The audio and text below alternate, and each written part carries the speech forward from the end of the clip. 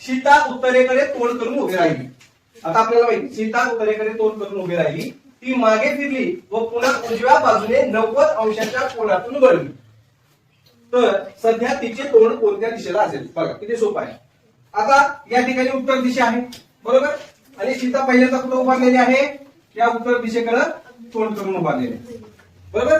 नंतर ती मागे फिरली म्हणल्यानंतर तिचं तोंड कुठे येईल सांगा बरं? दक्षिणेकडे येईल बरोबर, म्हणजे दक्षिणेकडे आलो. त्याच्यानंतर काय म्हणते बघा, ती मागे फिरली व पुन्हा उजव्या बाजूने 90 अंशाच्या कोनामध्ये. आता तिचं तोंड कुठं आहे? दक्षिणेकडे. मग उजवी बाजू म्हणजे कोणती दिशा येईल? कोणती? पश्चिम दिशा. म्हणजे 90 अंशाचा कोण कुठं होतो? मग पश्चिम दिशेकडे होतो बरोबर. कुठं होतो? पश्चिम दिशेकडे होतो. तर सध्या तिचे तोंड कोणत्या दिशेला असेल? मग कोणत्या दिशेला असेल बरं? कोणत्या? पश्चिम दिशेला असेल बघा, पश्चिम दिशेला बरोबर. मग पश्चिम पर्याय आहे का इथं?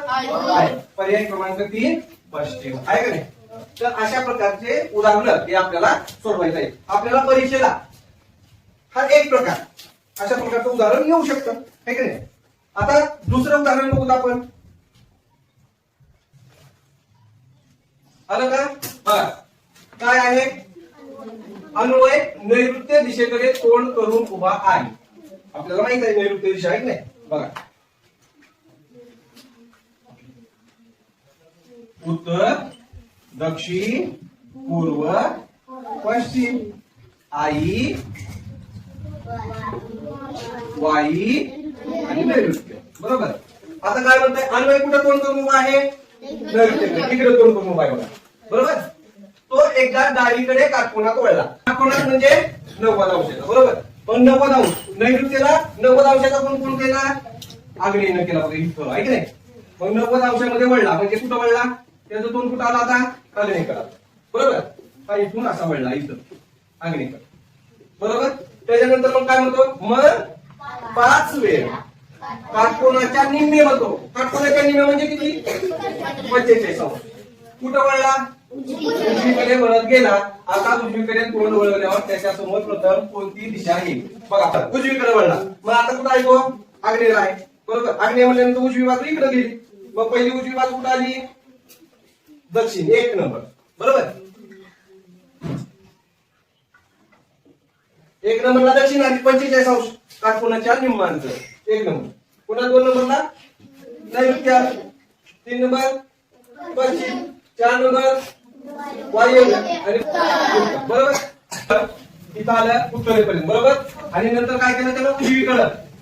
उजवीकडे थोडस काय केलं? आता उजवीकडे तोंड वळवल्यावर त्याच्या समोर प्रथम कोणती दिशा येईल? कोणती दिशा येईल? आता यानं उजवीकडे तर तोंड फिरवलं इथून उजवीकडे, तर कोणती दिशा येणार आहे? कोणती येणार आहे? ईशान्य दिशा येणार आहे. ईशान्य हे पर्याय क्रमांक 3 ईशान्य.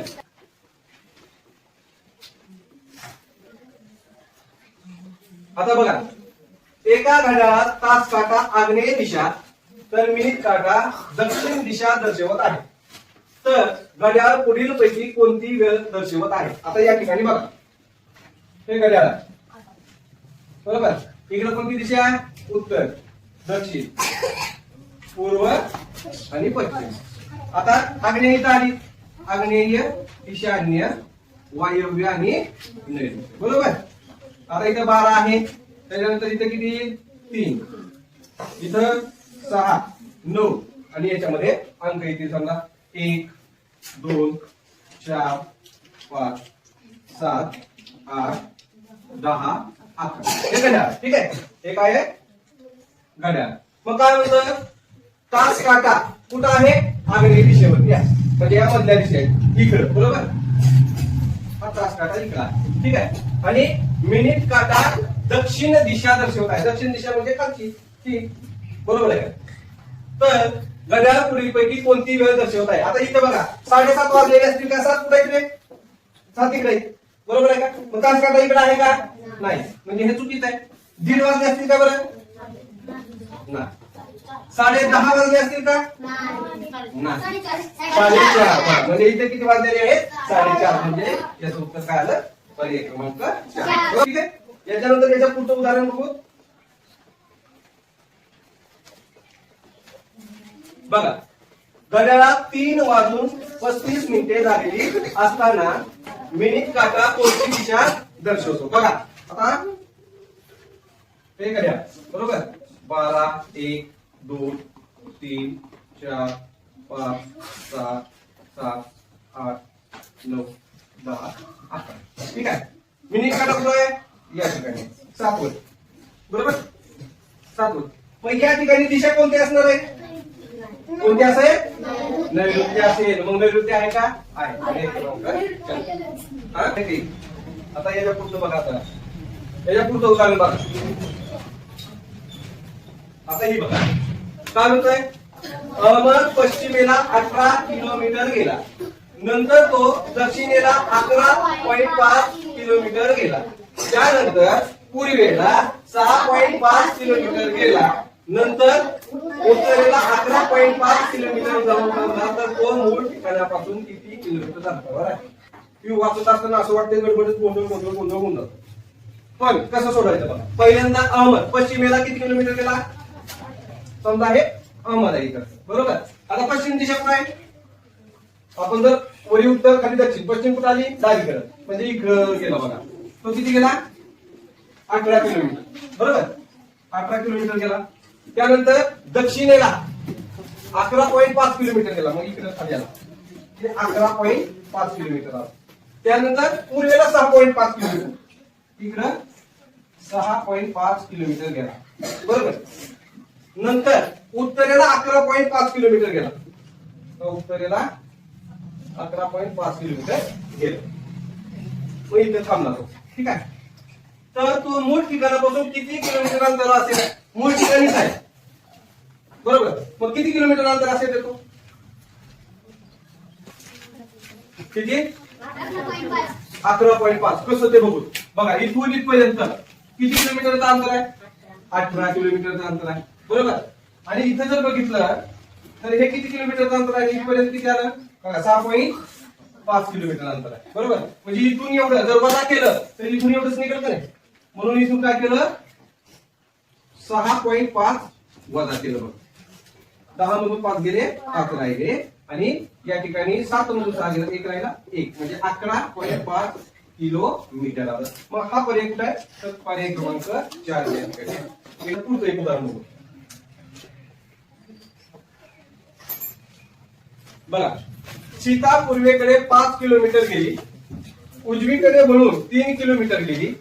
पुन्हा उजवीकडे वळून 5 किलोमीटर चालत गेली. तर ती सध्या मूळच्या ठिकाणापासून किती अंतरावर व कोणत्या दिशेला असेल? बघा ही सीता इथं. ही सीता पहिल्यांदा कुठे गेली? ती कुठे गेली? पूर्वेकडे. इकडं 5 किलोमीटर. हे 5 किलोमीटर. ठीक आहे 5 किलोमीटर. त्याच्यानंतर बघा उजवीकडे वळून 3 किलोमीटर. आता सरळ आहे. उजवीकडे म्हणजे कोणती दिशा येईल? दक्षिण. मग दक्षिणेला किती किलोमीटर गेली? बघा 3 किलोमीटर. इथं 3 किलोमीटर बरोबर. त्याच्यानंतर पुन्हा उजवीकडे. आता असं जर बघितलं आपण तर उजवीकडे म्हणजे कोणती दिशा आली? पश्चिम दिशा. मग पश्चिमेकडे किती गेली? ती 5 किलोमीटर. इथं 5 किलोमीटर. ठीक आहे चालत गेली. तर ती सध्या मूळच्या ठिकाणापासून किती अंतरावर व कोणत्या दिशेला असेल म्हणून. बघा आता इथं तोंड कुठं असेल? तिथं पश्चिमला असेल बरोबर. इकडं पूर्व, इकडं उत्तर आणि इकडं दक्षिण बरोबर. मग पहिल्या गोष्ट तिचं तोंड कुठं आहे? पश्चिम आहे बरोबर. आता आपल्याला अंतर कुठं काढायचंय? मूळ दिशेपासून ते तिनं आहे तिथपर्यंतचं अंतर काढायचं बरोबर. म्हणजे हे काढायचं का नाही? बरोबर का? आता वरती 5 आहे खालती 5 किलोमीटर आहे. मग इथं 3 किलोमीटर म्हणजे इथे किती? 3 किलोमीटर. मग 3 किलोमीटर आहे पर्याय क्रमांक 3. त्याच्यानंतर आता हे उदाहरण बघा. सीता उत्तरेकडे 4 किलोमीटर अंतर चालत गेली. आता बघा इकडे उत्तर आहे, इकडे दक्षिण आहे, इकडे पूर्व आहे आणि इकडे पश्चिम. ठीक आहे. सीता कुठे गेली? उत्तरेकडे गेली. व नंतर उजवीकडे वळून उत्तरेच्या उजवीकडे कोणती दिशा आहे? कोणती दिशा आहे? पूर्व. मग उजवीकडे वळून पुन्हा 3 किलोमीटर चालत गेली. म्हणजे पूर्वेला 3 किलोमीटर चालत गेली. मूळच्या ठिकाणापासून ती किती अंतरावर राहील? आता इथे लक्ष द्या. सीता इथं सीता आहे. ठीक आहे. ती उत्तरेकडे किती गेली 4 किलोमीटर. 4 किलोमीटर. परत उजवीकडे चालत गेली. ती उजवीकडे चालत गेली. ती गेली 3 किलोमीटर. बरोबर.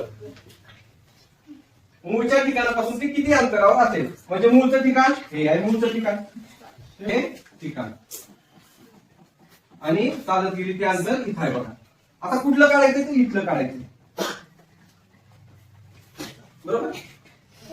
काय झालं इथं? बरोबर. आता मला सांगा काटकोन आपल्याला काय काढायचं आहे? कर्ण काढायचं आहे. कर्ण. बरोबर आहे का? आकृती दिसली का तुम्हाला? काय काढायचंय? कर्ण काढायचा. मग कर्णचा वर्ग सूत्र काय आहे? कर्णचा वर्ग बरोबर पाया वर्ग अधिक उंची वर्ग. आता कर्णचा वर्ग माहित नाही आपल्याला. कर्णचा वर्ग काढायचा आहे. पाया किती आहे? पाया 3 कुठला? 3 चा वर्ग अधिक 4 चा वर्ग. मग 3 चा वर्ग 9. 4 चा वर्ग 16. किती झालं? 9 आणि 16 25. कशाचा वर्ग आहे? 5चा. म्हणजे या ठिकाणी कर्ण वर्ग बरोबर 25 आला. मग फक्त कर्ण जर म्हटलं तर किती येतं? 5 येतं. म्हणजे या ठिकाणी इथून इथपर्यंत जे अंतर आहे ते किती येणार आहे? 5 येणार आहे. आणि 5 हा पर्याय या ठिकाणी. समजलं का कसं आलं ते? समजलं का? आपल्याला इथून इथपर्यंत मूळचं अंतर म्हणजे आपल्याला कळत होतं. पण आता ही आकृती कोणती तयार झाली त्यानुसार आपल्याला सूत्र माहित आहे. ते सूत्र ठेवायचं आणि सोडवायचं. ठीक आहे. आता पुढचं एक उदाहरण. आता इथं सांगा बरं काय असेल? राम पूर्वेकडे 12 किलोमीटर गेला. त्यानंतर तो उजवीकडे वळून 5 किलोमीटर पुन्हा चालत गेला. तर सध्या तो मूळच्या ठिकाणापासून किती अंतरावर असेल? पहिल्यांदा रामला आपण या ठिकाणी राम म्हणू. ठीक आहे. आता राम कुठे गेला? पूर्वेकडे 12 किलोमीटर. पूर्व दिशा माहिती आपल्याला. पहिल्यांदा लक्षात घ्या पूर्व आणि पश्चिम. बघा राम कुठे गेला? पहिलं पूर्वेकडे गेला. किती गेला? 12 किलोमीटर. बघा फक्त वाचायचं आणि सोडवायचं. जशी माहिती सांगितली तशी सोडवायची. त्यानंतर तो उजवीकडे वळून 5 किलोमीटर. उजवीकडे म्हणल्यानंतर बघा ही पूर्व आहे. उजवीकडे म्हणल्यानंतर कोणती दिशा येईल? कोणती? दक्षिण. ठीक आहे. दक्षिण. दक्षिणेकडे 5 किलोमीटर. बरोबर. 5 किलोमीटर पुन्हा चालत गेला. तर सध्या तो मूळच्या ठिकाणापासून किती अंतरावर असेल? म्हणजे मूळचं ठिकाण या ठिकाणी आहे. तो आला इथं. इथं आलेला आहे. मग इथून ते कुठपर्यंत काढायचं अंतर? इथपर्यंत काढायचं. म्हणजेच काय काढायचं आहे? कर्ण काढावा लागेल. मग कर्णचा वर्ग. कर्ण काढायचं सूत्र काय आहे सांगा? कर्ण वर्ग बरोबर पाया वर्ग उंची वर्ग. आता कर्ण वर्ग काढायचा आहे बरोबर पाया या ठिकाणी कोणतरी घ्या. 5 चा वर्ग आणि 12 चा वर्ग. 5 चा वर्ग 25 आला. 12 चा वर्ग किती येतो? 144. मग सांगा 144 आणि 25 किती झालं? 169. मग 169 हा कशाचा वर्ग आहे? मग फक्त कर्ण घेतलं.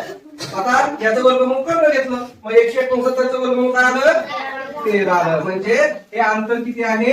13 किलोमीटर. कुठं आहे पर्याय? पर्याय क्रमांक बी. ठीक आहे. आता असंच पुढचं एक उदाहरण बघू. बघा रमेश पूर्वेकडे 15 किलोमीटर गेला.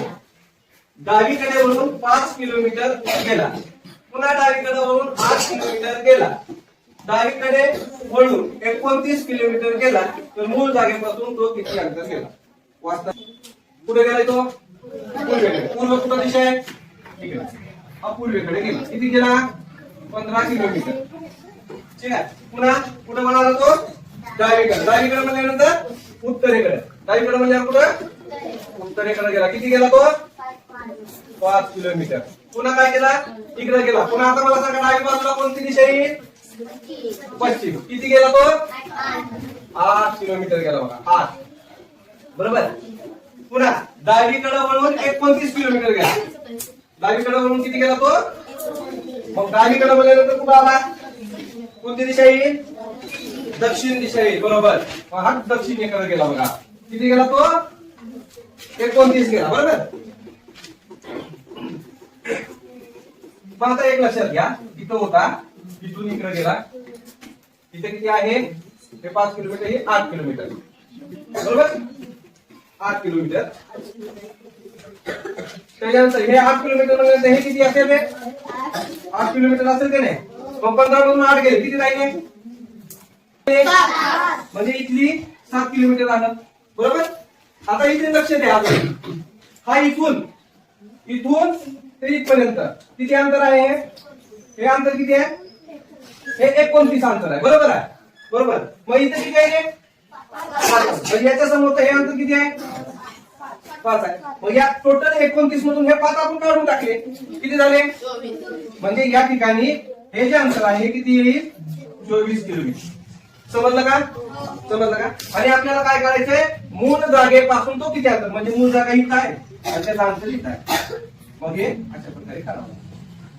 बरोबर आहे का? बरोबर. मग कसं करायचं? कर्ण वर्ग करावा लागेल. बरोबर. कर्ण वर्ग बरोबर सांगा पूर्ण. उंची. आता मला सांगा याचा पाया कोणता आहे? 7 किलोमीटर. मग 7 घेतलं, 7चा वर्ग अधिक उंची किती आली? तर मग काय करायचंय? इथून ते इथपर्यंत अंतर काढायचं. ठीक आहे. आपण पाया घेतला 7. उंची किती होईल रे? किती होईल? मग 24चा वर्ग. आता मला सांगा 7चा वर्ग किती आहे? 49. 24चा वर्ग किती आहे? 76. आता बघा याची बेरीज करा. 576 आणि 49 किती होतात? 5 आणि 7 किती झाले? 625. मग कर्ण वर्ग बरोबर 625. मग फक्त कर्ण किती आला आहे? कर्ण किती? 625 हा कशाचा वर्ग आहे? 25 चा. म्हणजे हा एकूण किती अंतर? मूळ अंतरापासून एकूण किती अंतरापर्यंत तो गेलेला आहे? 25 किलोमीटर. मग 25 आहे का? 25 या ठिकाणी पर्यंत. बरोबर आहे का नाही? सोपं. वाचल्यावर थोडं अवघड वाटतं, पण सोडवल्यावर